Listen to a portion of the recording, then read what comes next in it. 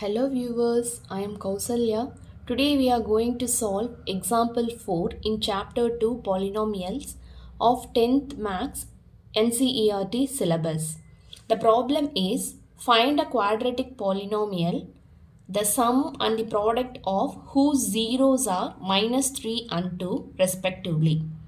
So here we have to find a quadratic polynomial. So the quadratic means the maximum power of the polynomial will be 2. So the general representation of a quadratic polynomial is, it is given as ax square plus bx plus c. So this is a general representation, this is a general form. And the next one is they had given sum of zeros is minus 3 and product of zeros is 2.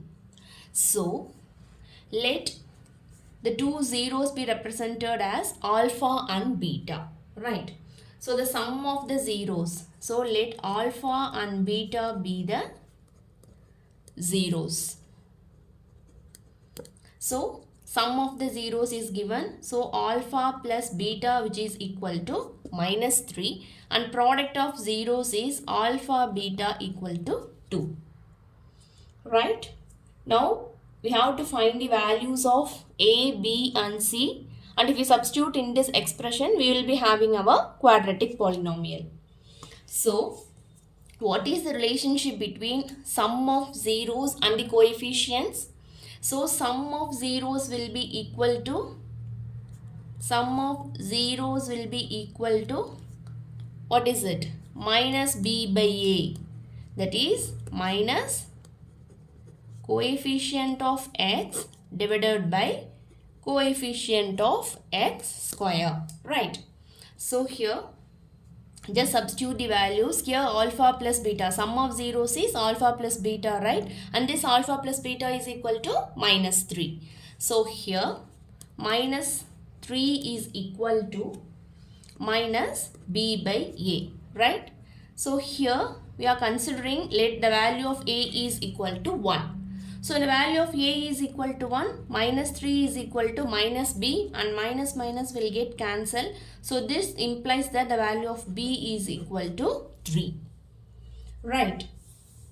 And the next one is product of zeros.